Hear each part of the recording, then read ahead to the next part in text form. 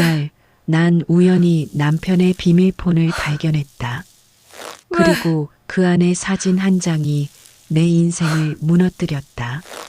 사진 속 여자는 낯설지 않았다. 그 미소, 그 점, 그 목걸이까지 내 여동생 은정이었다. 그 순간 세상이 멈췄다. 남편은 거짓말했다.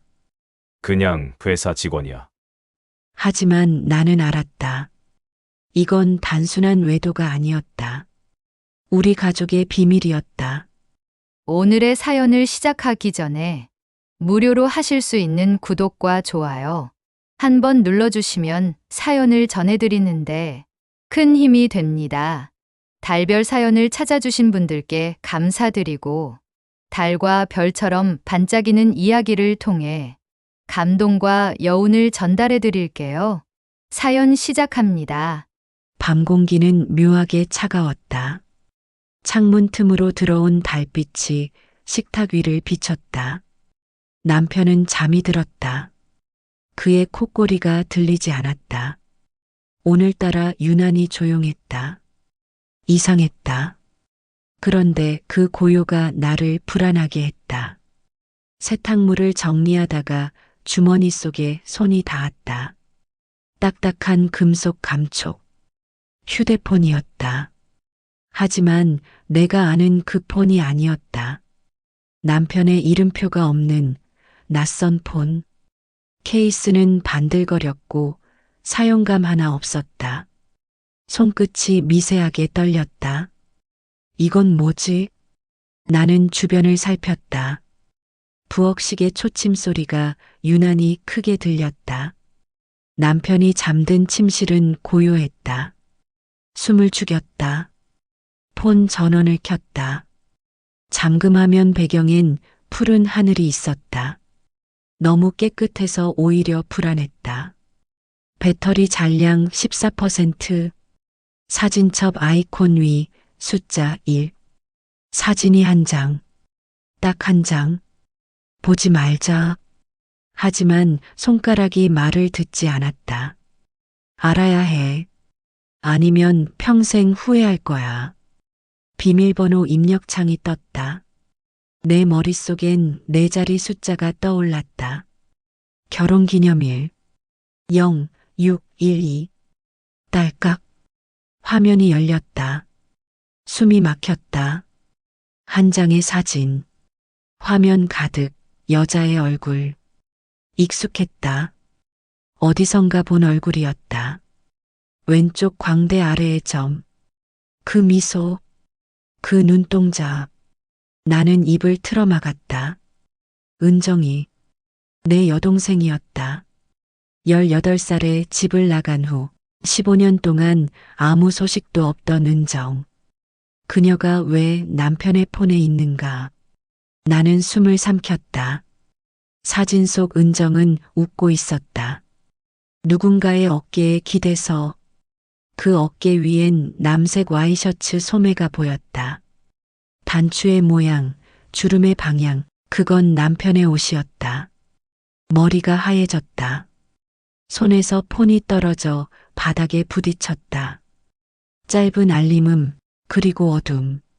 나는 그대로 멈춰섰다.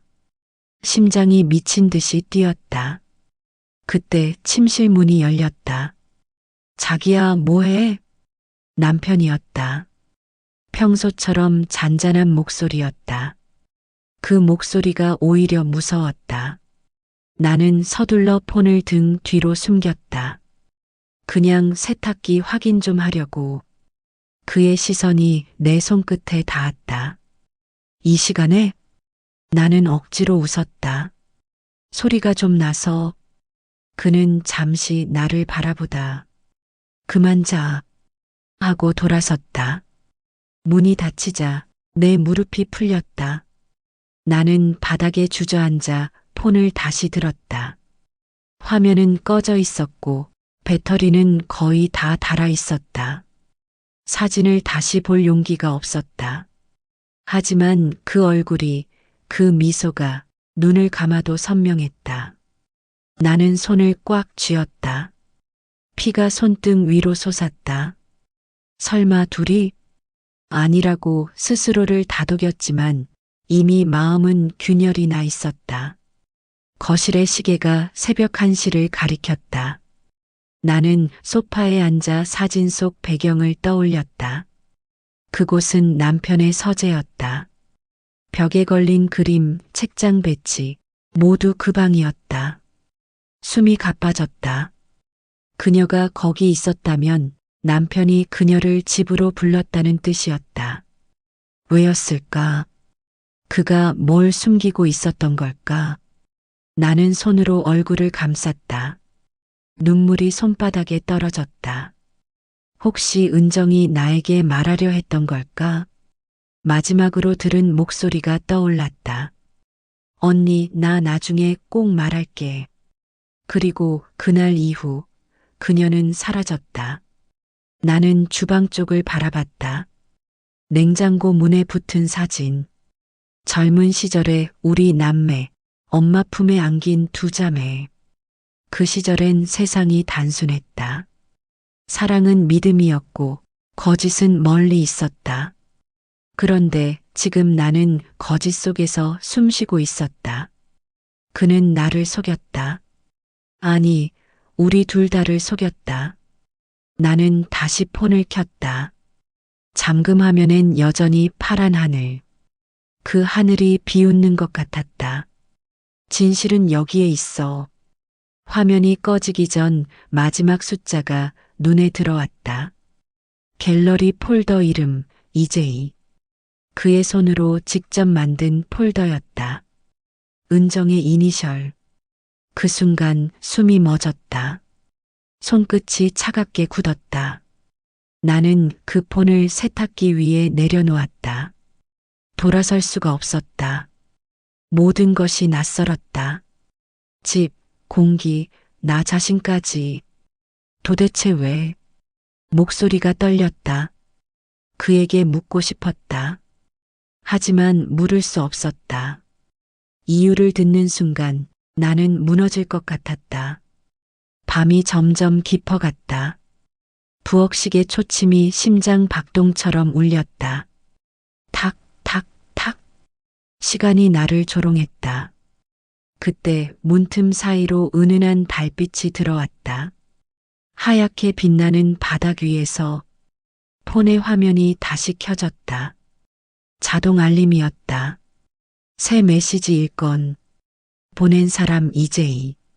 손끝이 떨렸다. 화면을 눌렀다. 언니 미안해. 그 사람 사실은. 문장이 거기서 끊겼다.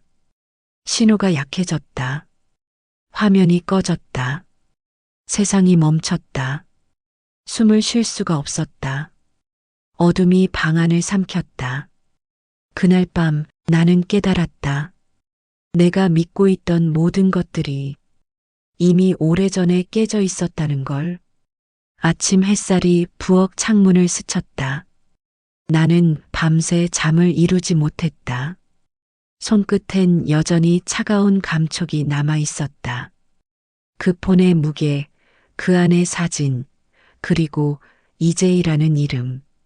모든 게 악몽처럼 내 머릿속을 휘감았다. 남편은 언제나처럼 평범한 얼굴로 식탁에 앉아 있었다. 따뜻한 커피 냄새가 방 안을 채웠지만 그 향이 그날따라 유난히 쓰게 느껴졌다. 그는 내 눈을 피했다. 평소엔 무심하게 건네던 말 한마디도 하지 않았다. 침묵이 불편하게 길어졌다. 어제 늦게까지 뭐 했어? 내 질문에 그는 미간을 찌푸렸다. 보고서 좀 정리했지. 왜? 아니, 그냥 요즘 많이 바빠 보이길래. 그는 고개를 끄덕이며 신문을 넘겼다. 하지만 그 손끝이 미세하게 떨리고 있었다. 그가 나간 후 나는 서재 문을 열었다. 사진 속 배경, 바로 이곳이었다. 책장 위엔 서류가 가지런히 꽂혀 있었고 책상 위에는 서류 봉투 하나가 놓여 있었다. 봉투 구석에 정은이라는 이름이 적혀 있었다. 나는 봉투를 열었다.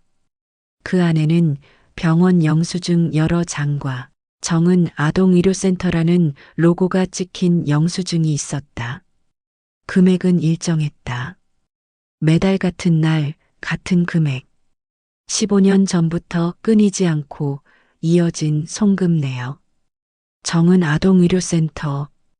그 이름을 보는 순간 등줄기를 타고 전율이 흘렀다. 나는 곧장 외투를 챙겼다. 차 시동을 거는 손이 떨렸다. 주소를 검색하자 낡은 병원이 화면에 떴다. 서울 외곽, 오래된 간판 아래 희미한 글씨. 정은 아동의료센터. 운전대를 잡은 손끝이 차가워졌다. 내 안의 두려움이 점점 선명해졌다. 병원은 작고 조용했다. 복도엔 오래된 소독약 냄새가 배어 있었다. 벽에는 희미하게 바랜 아이들 사진이 걸려 있었다. 나는 접수 창구로 다가갔다. 저기요, 혹시 여기 은정이라는 환자 있나요? 성은 정씨예요. 직원은 잠시 컴퓨터를 확인하더니 고개를 들었다. 지금은 3층 병동에 계십니다. 내 심장이 쿵 하고 떨어졌다. 엘리베이터 문이 열리자 소독약 냄새가 더 진하게 스며들었다. 3층 복도 끝, 커튼이 쳐진 병실 하나. 나는 손잡이를 잡았다. 손끝이 식었다. 문을 살짝 열자 그녀가 있었다. 침대 위 산소 마스크를 쓴 얼굴. 눈을 감은 채 숨을 고르게 쉬고 있었다. 볼살은 야위었지만 명확했다. 왼쪽 광대의 점. 은정이었다. 내 다리가 힘을 잃었다. 나는 조용히 침대 옆 의자에 앉았다. 그녀의 손등엔 주사 바늘이 꽂혀 있었다. 피부는 하얗게 말라 있었다. 나는 손을 뻗었다. 그 순간 간호사가 들어왔다. 보호자분 오셨어요? 보호자요? 네, 환자분 보호자분이 매달 병원비를 직접 납부하세요. 박도현 씨라고요. 박도현. 남편의 이름. 나는 숨이 멎었다. 그분이 여기 환자의 보호자예요? 네, 15년 전부터 꾸준히요. 그때 사고 이후부터요. 사고? 나는 간호사를 바라봤다. 무슨 사고요? 병원 화재요. 그날 은정 씨가 아이 한 명을 구하려다 다쳤어요. 기억을 잃으셨죠. 그 후로 가족은 나타나지 않았어요. 남자분이 대신 모든 걸 처리하셨죠. 기억을 잃은 은정.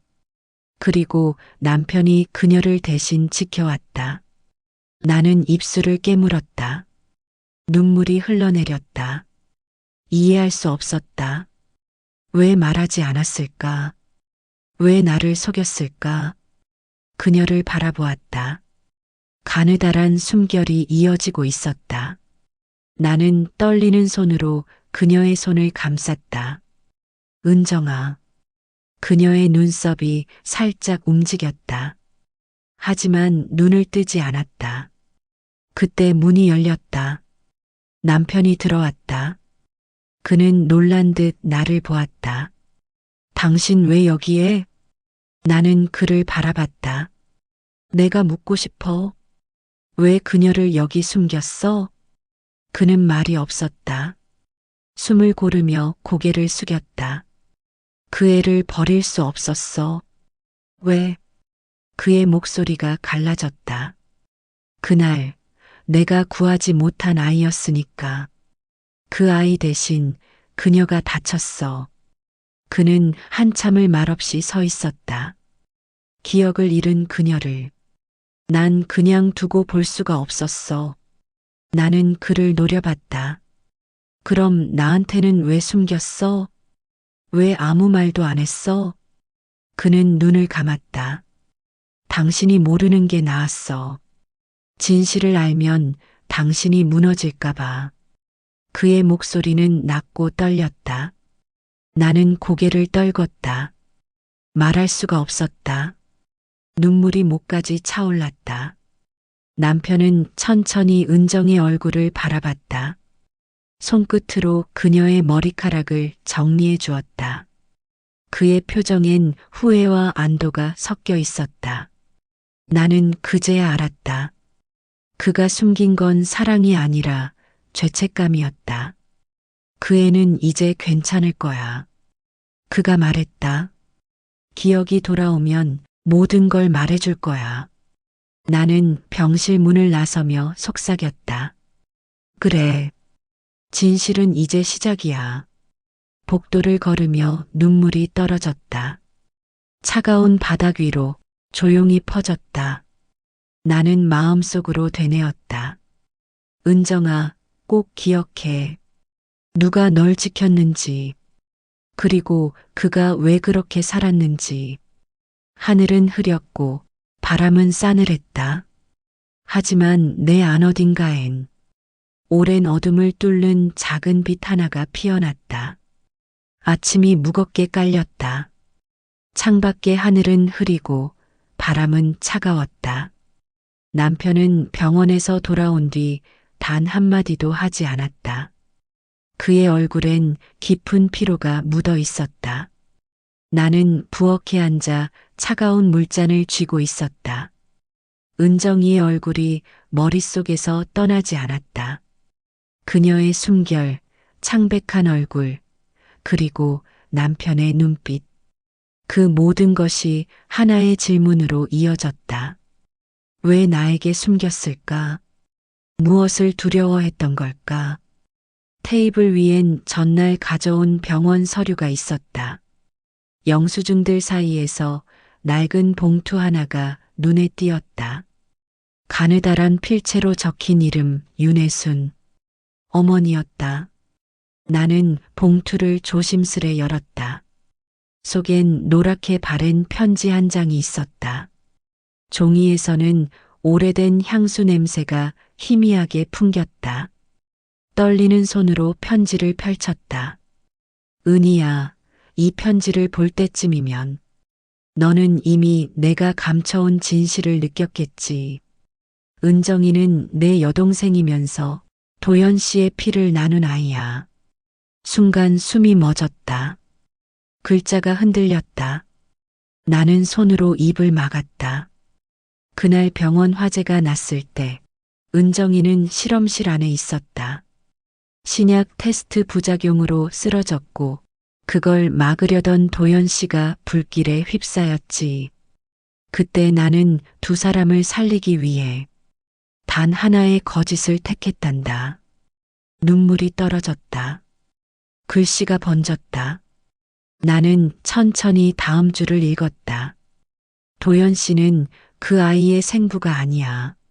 하지만 그날 이후 그 사람은 자신의 죄처럼 그 아이를 책임지겠다고 했단다. 나는 그를 말릴 수 없었어. 그의 눈 속엔 후회와 속죄가 있었거든. 머릿속이 어지러웠다. 모든 조각이 맞춰지는 듯했다. 남편이 은정을 숨긴 이유, 그녀를 딸이라 부른 이유, 그리고 15년간 이어진 송금까지. 그건 사랑이 아니라 속죄였다. 편지 마지막 문장에 시선이 멈췄다. 그 사람을 미워하지 마라. 그는 죄인이 아니라 너희 모두의 방패였다. 나는 손끝으로 종이를 쓰다듬었다. 어머니의 글씨가 내 손끝에 닿았다. 그녀의 마음이 전해졌다. 억울함도 고통도 그리고 용서도. 거실 시계가 똑딱 똑딱 울렸다. 내 심장 박동과 같은 리듬이었다. 그제야 알았다. 남편은 단 한 번도 자신을 위해 살지 않았다. 그는 다른 사람의 상처를 짊어진 채 묵묵히 살아왔던 것이다. 그게 그의 벌이자 그의 정이었다. 그날 저녁 나는 편지를 들고 병원으로 향했다. 은정의 병실 앞 유리창 너머로 그녀가 잠들어 있었다. 남편은 의자에 앉아 있었다. 고개를 숙인 채 아무 말도 하지 않았다. 나는 조용히 다가갔다. 이거 어머니 편지야. 그가 천천히 고개를 들었다. 눈가엔 깊은 주름이 파여 있었다. 그는 편지를 받아들고 오래도록 읽었다. 글자 하나하나를 더듬듯 눈으로 훑었다.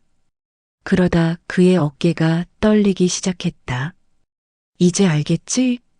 내 목소리가 낮게 떨렸다. 당신은 죄인이 아니야. 그는 고개를 숙였다. 그래도 내 손으로 다 망쳤어. 아니야. 당신은 우리를 지킨 거야. 그의 눈이 붉어졌다. 난 그녀를 살렸지만 당신을 아프게 했어. 그건 용서받을 수 있는 죄야.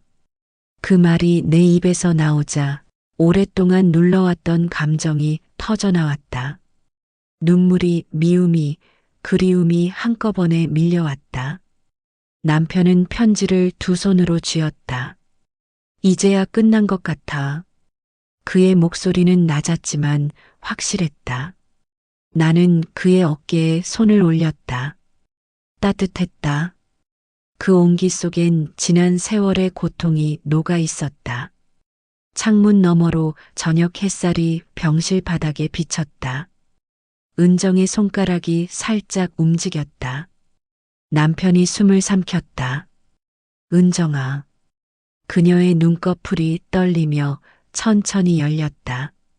희미한 미소가 번졌다. 언니. 그 한마디가 공기 중에 번졌다. 나는 눈물을 닦았다. 괜찮아. 이제 다 괜찮아. 남편은 조용히 고개를 끄덕였다. 그의 눈빛은 평온했다. 긴 어둠의 터널이 끝난 것 같았다. 병원 복도를 걸으며 나는 생각했다. 누군가는 평생 말없이 죄를 짊어지고 누군가는 그 침묵 덕분에 살아남는다. 그것이 인생의 잔인함이자 동시에 아름다움일지도 모른다. 문을 나서자 바람이 불었다. 저녁 하늘에 노을이 붉게 물들고 있었다. 나는 하늘을 올려다보며 속삭였다. 엄마 고마워요. 당신의 편지가 우리를 살렸어요. 바람이 부드럽게 머리카락을 스쳤다. 그건 마치 어머니의 손길 같았다. 나는 미소를 지었다. 그리고 마음속으로 다짐했다. 이제는 두려워하지 않겠다고. 진실을 숨기지 않겠다고. 사랑은 침묵이 아니라 용기의 다른 이름임을 알았으니까. 밤이 내렸다.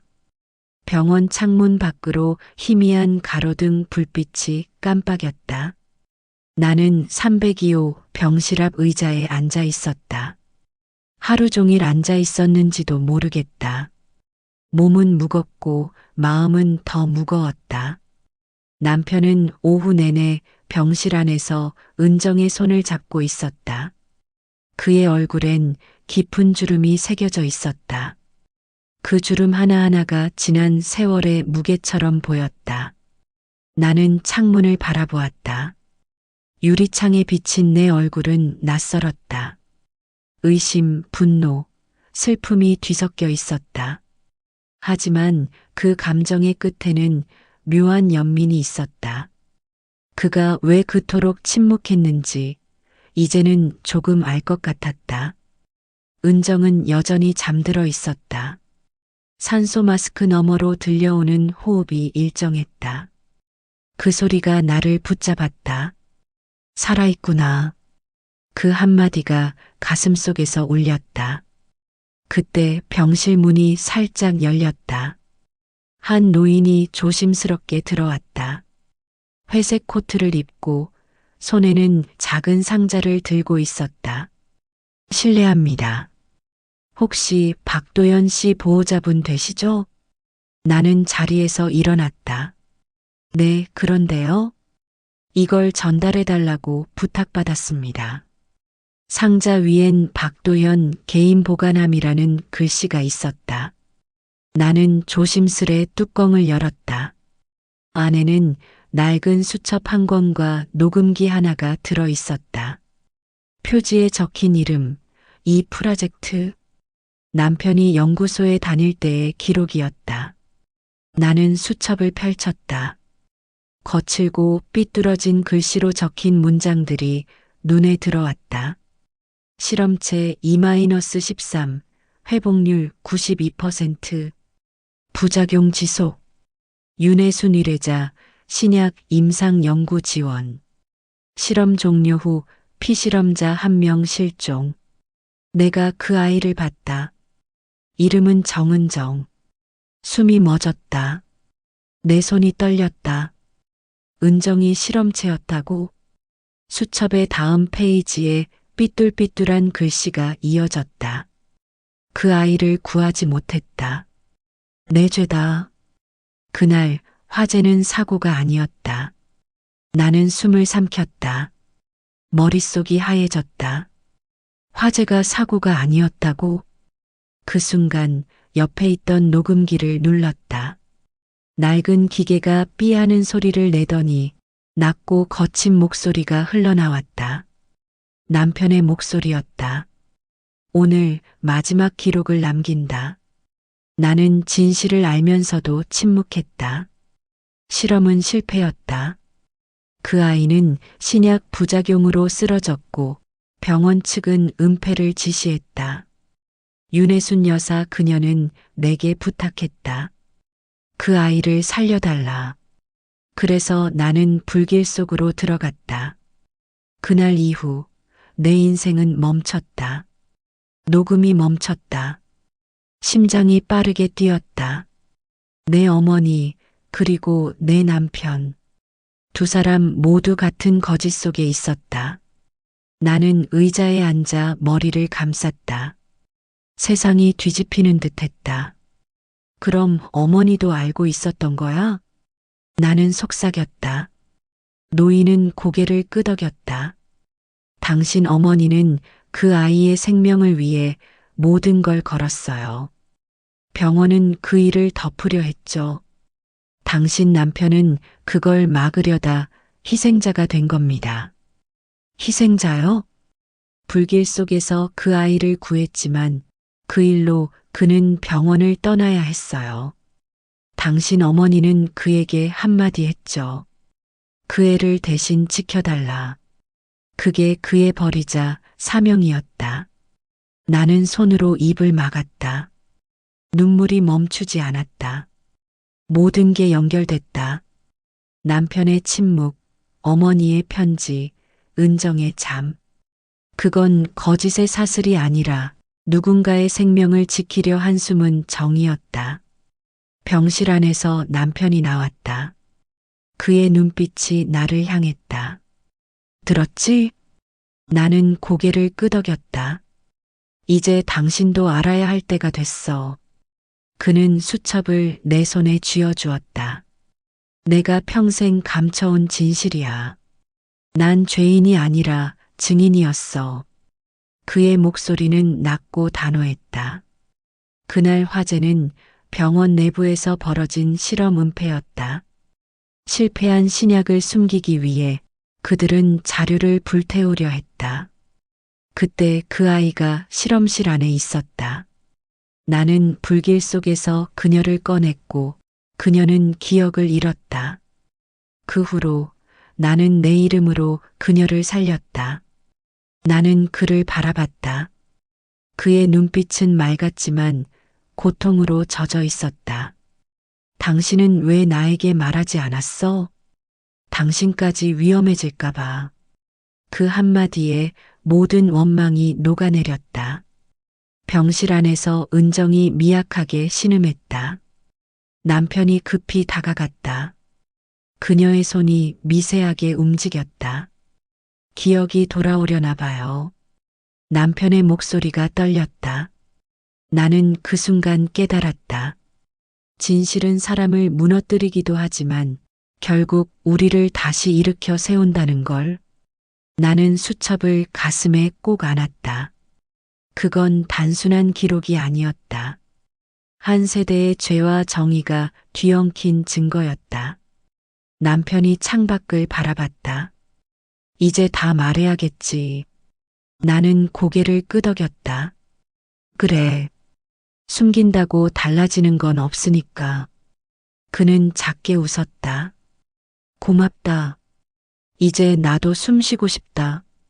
그의 눈에서 눈물이 한 줄기 흘렀다. 나는 그의 손을 잡았다. 이건 벌이 아니야. 당신은 지킨 거야. 그는 잠시 나를 바라보다 고개를 숙였다. 그럼 이제 그녀가 깨어나야 할 차례야. 병실 안엔 조용히 새벽빛이 스며들었다. 하얀 커튼이 흔들리며 벽에 그림자를 만들었다. 그림자 두 개가 나란히 섞였다.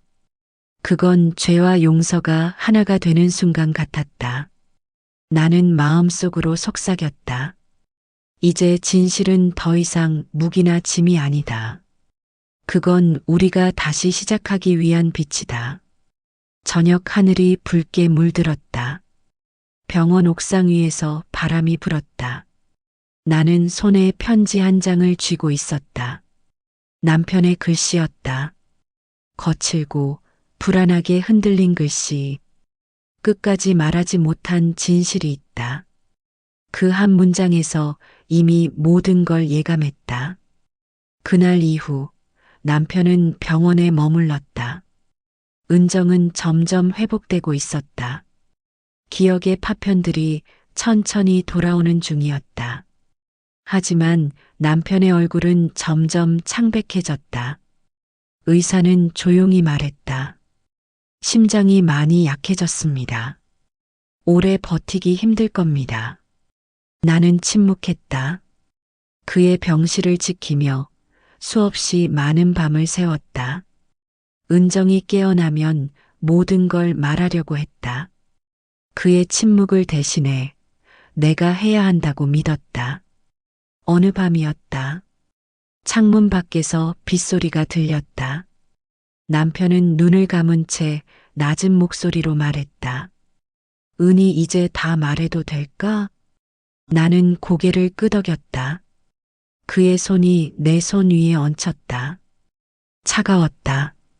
그날 화재가 나던 날 난 그 아이를 구하지 못했어. 그 아이는 실험체가 아니라 내 죄의 증거였어. 무슨 말이야? 그는 깊은 숨을 내쉬었다. 그 신약은 원래 불법이었어. 아이들에게 임상 테스트를 진행했지. 난 알면서도 보고하지 않았어. 내가 침묵하지 않았다면 은정이는 그 실험에 참여하지 않았을 거야. 그 죄를 평생 짊어졌어. 나는 말을 잃었다. 눈물이 터졌다. 그래서 그녀를 숨긴 거야? 그는 고개를 끄덕였다.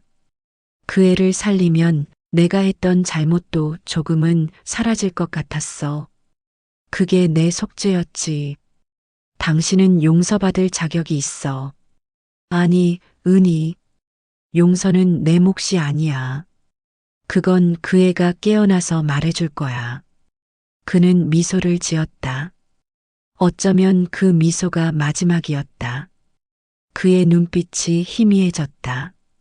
당신과 함께한 시간 고마웠어. 나는 그의 손을 꼭 잡았다. 끝까지 같이 있을게. 약속할게. 그의 숨이 점점 느려졌다. 심전도 소리가 낮게 울렸다. 삐, 간격이 점점 넓어졌다. 나는 울부짖었다. 도연아, 가지마. 아직 말하지 않았잖아. 그러나 그는 대답하지 않았다. 조용히, 아주 조용히 세상과의 연결을 끊었다. 그 순간 세상이 멈췄다.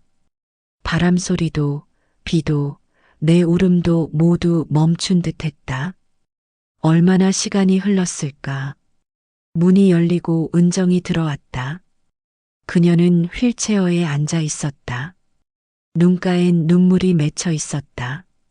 언니. 그녀의 목소리가 떨렸다. 그 사람 마지막에 내 이름 불렀어요. 은정아, 살아줘. 그게 마지막 말이었어요. 나는 눈을 감았다. 눈물과 함께 깊은 숨이 새어나왔다. 그 사람은 너를 지키기 위해 평생을 걸었어. 알아요. 이제 기억이 다 났어요. 은정의 목소리가 떨렸다. 그날 난 불길 속에서 그 사람 손을 잡았어요. 그는 나를 밖으로 밀어내고 다시 안으로 들어갔어요. 그때 봤어요. 그가 실험실에 약품을 덮어 불을 막는 걸. 그녀의 눈에서 눈물이 흘렀다. 그 사람은 죄인이 아니라 영웅이었어요. 나는 그녀를 껴안았다. 두 사람의 울음이 한데 섞였다. 바람이 병실 커튼을 흔들었다. 그 바람 속에 남편의 목소리가 들리는 듯했다. 이제 됐어. 너희는 살아. 며칠 뒤 우리는 함께 그의 무덤을 찾았다. 묘비엔 짧은 문장이 새겨져 있었다. 진실은 침묵 속에서도 살아있다. 나는 무릎을 꿇고 편지를 올려놓았다. 당신이 숨긴 건 죄가 아니라 사랑이었어. 그리고 난 이제 그 사랑을 지켜갈 거야. 바람이 불었다. 꽃잎이 흩날렸다. 그날의 하늘은 유난히 맑았다. 그의 영혼이 그 하늘 어딘가에서 미소 짓고 있을 것 같았다. 나는 속삭였다. 이제 괜찮아. 우린 살아있을게. 당신이 바랐던 대로. 하늘로 향한 내 눈가에 햇살이 스며들었다. 그 따뜻한 빛이 내 마음속까지 스며들었다. 진실은 때로 잔인하지만 그 진실을 직면한 사람만이 진짜 자유로워질 수 있다는 걸 그제야 나는 알았다. 밤새 내리던 비가 멎었다. 새벽 공기가 병원 복도를 타고 들어왔다. 나는 커피를 손에 쥔 채 병실 문 앞에 서 있었다. 하룻밤 사이 세상이 달라진 기분이었다. 남편의 자리는 비어 있었다. 그가 남긴 온기만이 시트 위에 희미하게 남아 있었다. 그리고 그 옆 은정이의 눈이 열려 있었다. 언니. 그녀의 목소리는 가늘고 떨렸다. 나는 손에서 커피를 떨어뜨릴 뻔했다. 은정아, 정신이 들어? 그녀는 고개를 천천히 끄덕였다. 기억이 조금씩 돌아오고 있어요. 하지만 너무 아파요. 그날의 냄새, 그 불빛, 그 사람의 손. 그녀의 눈동자가 멀리 어딘가를 향했다. 그 안엔 공포와 슬픔이 섞여 있었다. 은정아, 괜찮아. 이제 다 지났어. 나는 그녀의 손을 잡았다. 차가운 손끝이 미세하게 떨렸다. 그날 불길이 번지고 있었어요. 실험실 안에는 아이들이 있었어요. 다들 울고 있었죠. 그때 그 사람이 들어왔어요. 남자였어요. 하얀 가운을 입고 있었는데 그 얼굴이 언니 박도연 씨였어요. 숨이 멎었다. 나는 아무 말도 할 수 없었다. 그녀는 천천히 말을 이었다. 그는 나를 보고 말했어요. 괜찮아. 내가 구할게. 그는 아이들을 하나씩 밖으로 내보냈어요. 그리고 마지막에 나를 안고 불길을 뚫었어요. 하지만 그 순간 천장에서 떨어진 철골이 그를 덮쳤어요. 그녀의 눈에 눈물이 맺혔다. 그 사람은 나를 밀어냈어요. 그리고 불길 속으로 사라졌어요. 그녀는 손으로 얼굴을 가렸다. 그날 이후 아무것도 기억나지 않았어요. 그런데 어제 꿈속에서 다시 봤어요. 그 사람이 울면서 나를 불렀어요. 은정아, 살아. 그게 내 벌이다. 나는 숨을 삼켰다. 모든 것이 퍼즐처럼 맞아들어갔다. 그는 그녀를 구했고 그 죄책감 속에서 평생을 살았다. 그의 침묵은 거짓이 아니라 속죄였다. 언니, 은정이 나를 불렀다. 그 사람 어디 갔어요? 나는 대답하지 못했다. 그녀는 내 표정을 보고 눈을 감았다. 그렇구나. 눈가에 눈물이 흘렀다. 그 사람은 마지막까지 나를 지켰네요. 나는 머리를 끄덕였다. 그래. 그는 너를 딸처럼 아꼈어. 매달 병원비를 내고 내 곁을 떠난 적이 없었어. 왜 그랬을까요? 그날 불길 속에서 널 살리고 자기 자신을 용서하지 못했거든. 그녀는 미소를 지었다. 이제 알겠어요. 그 사람은 내 인생의 구원자였어요. 그 미소 속엔 눈물과 따뜻함이 섞여 있었다. 그때 병실 문이 열렸다. 의사가 들어왔다. 기적이에요. 기억이 돌아온 것도, 이렇게 빠른 회복도. 나는 의사에게 고개를 숙였다. 하지만 마음속 어딘가엔 묘한 공허함이 피어올랐다. 그가 있었다면 얼마나 좋았을까. 그가 직접 은정의 눈을 보는 순간을 얼마나 기다려왔을까. 그날 밤 나는 병실 창가에 앉아 있었다. 창밖의 하늘에는 별이 드물었다. 도시의 불빛이 밤을 삼키고 있었다. 그 속에서 남편의 목소리가 들리는 듯했다. 은희, 이제 괜찮아. 그 아이가 살아있잖아. 그게 다야. 나는 속삭였다. 그래, 당신은 결국 해냈어.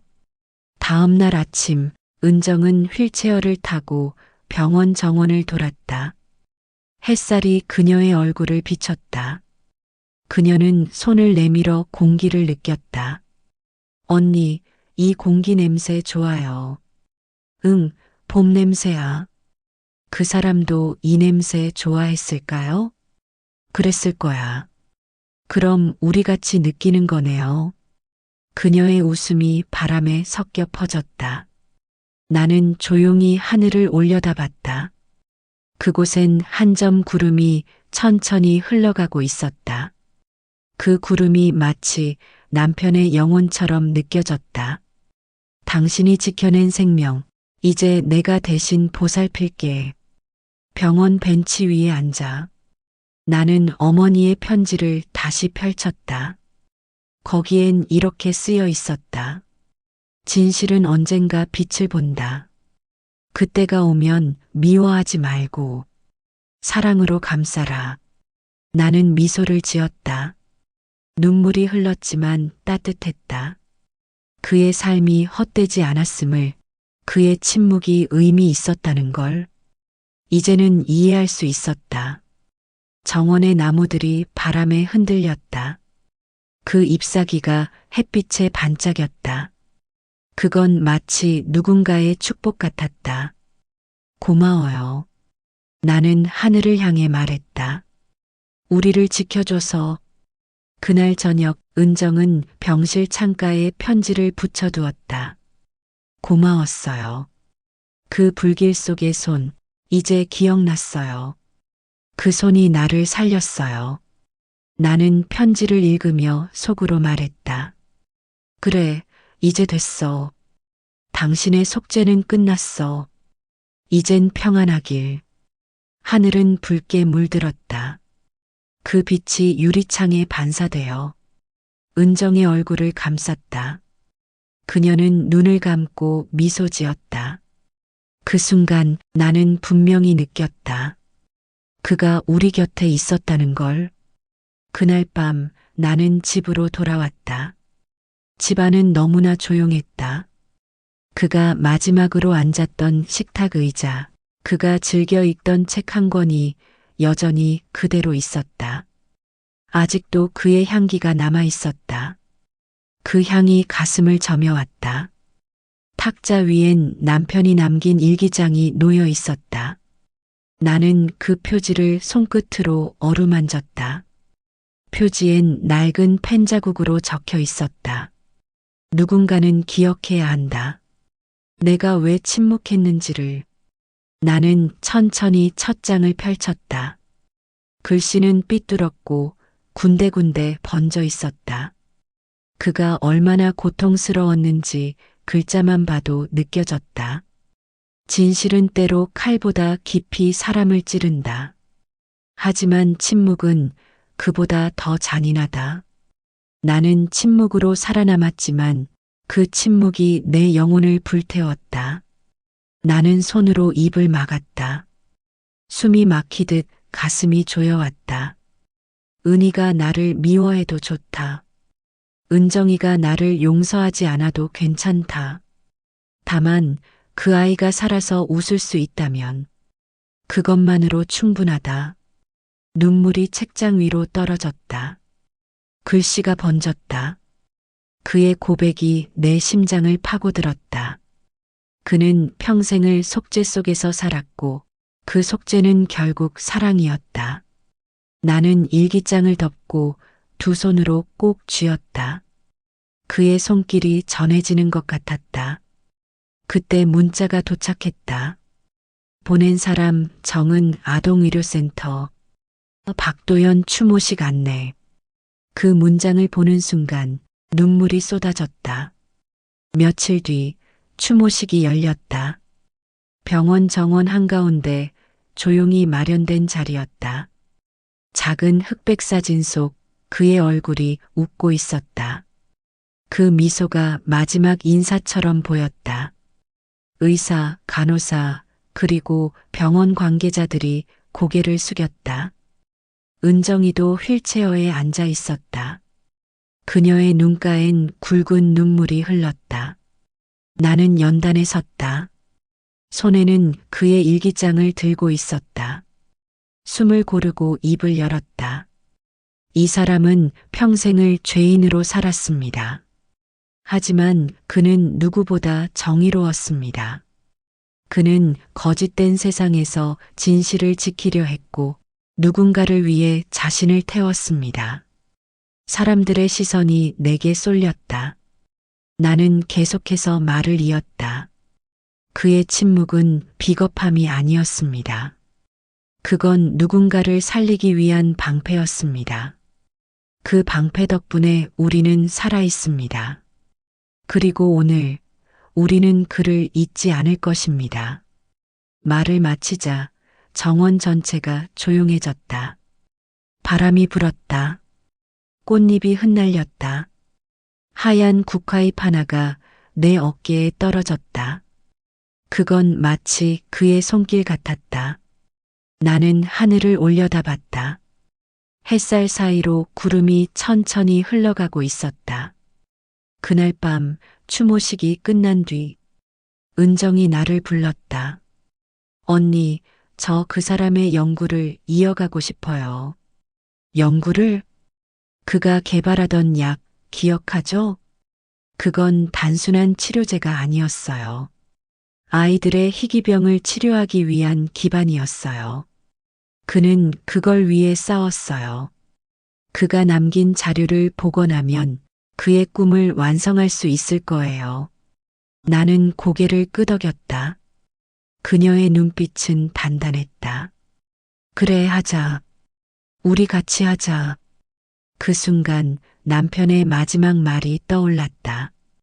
이제는 너희가 이어가야 할 차례야. 며칠 후 우리는 그의 연구실을 찾았다. 불에 그을린 벽, 녹슨 기계들, 그리고 한쪽 구석에 남겨진 금속 상자 하나. 그 안에는 USB 하나가 들어 있었다. USB에는 단 하나의 파일이 있었다. 프로젝트 호프. 열자마자 화면에 그의 음성이 흘러나왔다. 이건 언젠가 세상에 빛을 보여야 할 연구다. 나는 끝까지 가지 못했지만 내가 사랑한 사람들이 그 길을 완성하길 바란다. 진실은 두려움이 아니라 희망의 시작이니까. 나는 화면을 바라보며 눈을 감았다. 그의 목소리가 따뜻하게 가슴속을 울렸다. 그는 죽었지만 여전히 살아있네. 은정이 미소 지었다. 그의 정의는 여전히 숨쉬고 있어요. 우리는 연구 데이터를 복원하기 시작했다. 하나하나 조심스럽게 기록을 정리하며 그의 이름을 남기지 않았다. 그가 원하던 대로 이 연구는 익명의 기부 프로젝트로 세상에 공개될 것이다. 그의 침묵이 만든 정의는 이제 목소리를 얻어 세상으로 나아갔다. 며칠 뒤 은정은 연구 발표 자리에서 이렇게 말했다. 이 연구는 한 남자의 삶에서 시작되었습니다. 그는 침묵했지만 결코 포기하지 않았습니다. 그의 이름은 기록되지 않지만 그의 마음은 이곳에 살아 있습니다. 청중의 박수가 울려 퍼졌다. 나는 객석 뒤에서 조용히 눈물을 닦았다. 그의 얼굴이 떠올랐다. 그의 미소, 그의 눈빛, 그의 마지막 숨결. 그 모든 것이 지금 이 순간을 만들어냈다. 밤이 되자 나는 하늘을 올려다봤다. 별이 반짝였다. 그 별 중 하나가 유난히 밝았다. 그건 아마도 그의 별이었을 것이다. 당신 봤죠? 우리가 해냈어요. 이제 당신의 정의가 세상을 바꾸고 있어요. 바람이 불었다. 그 바람 속에서 그의 목소리가 들리는 듯 했다. 그래, 이게 진짜 끝이야. 이제 너희가 살아야 할 시간이다. 나는 미소를 지었다. 응, 이제는 우리가 지킬게. 봄이 왔다. 병원 정원의 벚꽃이 만개했다. 하얀 꽃잎들이 바람을 타고 흩날렸다. 나는 벤치에 앉아 하늘을 바라보았다. 그의 부재가 여전히 익숙하지 않았다. 하지만 이제는 슬픔보다는 고요한 그리움이 더 컸다. 은정은 내 옆에서 조용히 웃고 있었다. 그녀의 얼굴엔 건강한 빛이 돌았다. 언니, 저 이제 퇴원해요. 그녀의 말에 나는 고개를 끄덕였다. 그래, 이제 진짜 새로 시작하는 거야. 그녀는 고개를 돌려 하늘을 올려다봤다. 그 사람도 보고 있겠죠? 나는 미소를 지었다. 응, 틀림없이 누구보다 기뻐하고 있을 거야. 그날 이후 모든 게 조금씩 변했다. 병원은 정은 아동의료센터라는 이름을 버리고 도연기념의료재단으로 새롭게 출범했다. 그의 연구가 세상에 알려졌고 그가 지키려던 아이들의 이름이 기금 목록에 하나씩 올랐다. 사람들은 그를 익명의 영웅이라 불렀다. 하지만 나와 은정은 알고 있었다. 그는 영웅이 아니라 단지 한 인간이었다. 누군가를 지키기 위해 자신을 내던진 가장 인간적인 사람.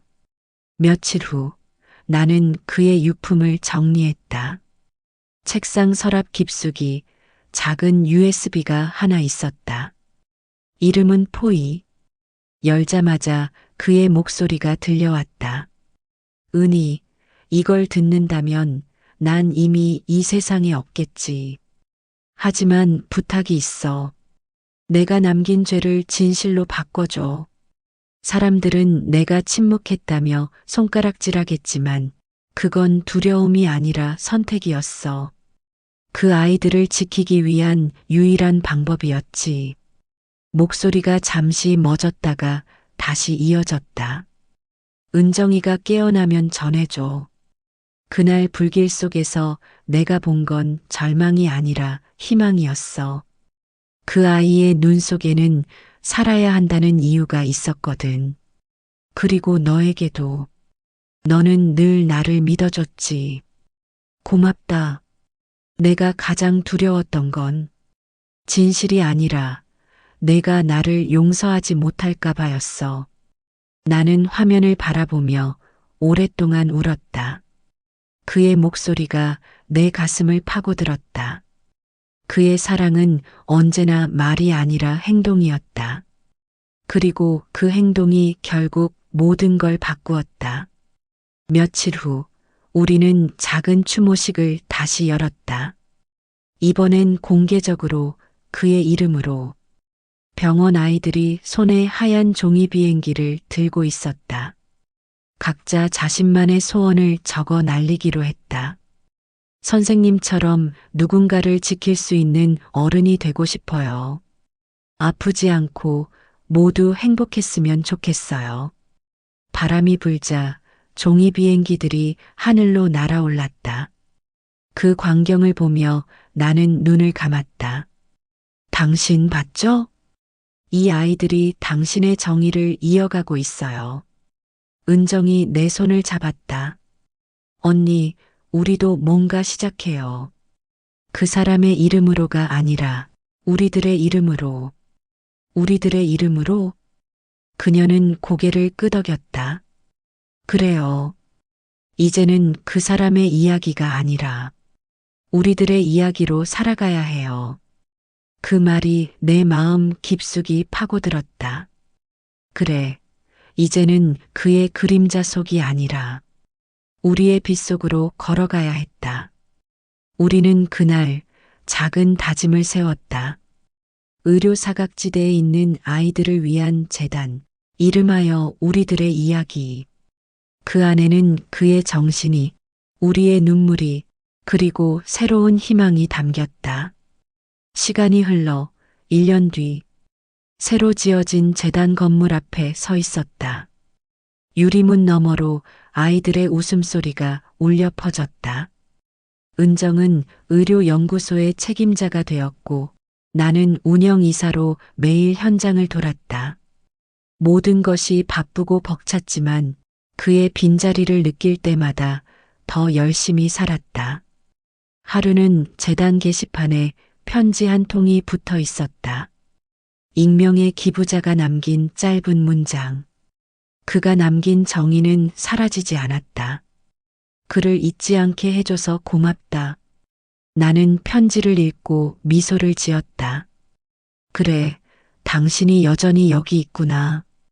그날 저녁 퇴근길에 병원 옥상에 올랐다. 해질녘의 하늘은 붉고 따뜻했다. 바람이 불어 머리카락이 흩날렸다. 나는 하늘을 향해 속삭였다.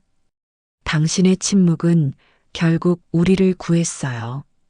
이제는 우리가 말할 차례예요. 진실은 무겁지만 그 진실이 우리를 자유롭게 했어요. 은정이 옆에서 손을 얹었다. 언니 봐요. 하늘색이 꼭 봄 같죠? 응, 그 사람의 눈빛 같아. 두 사람은 하늘을 올려다봤다.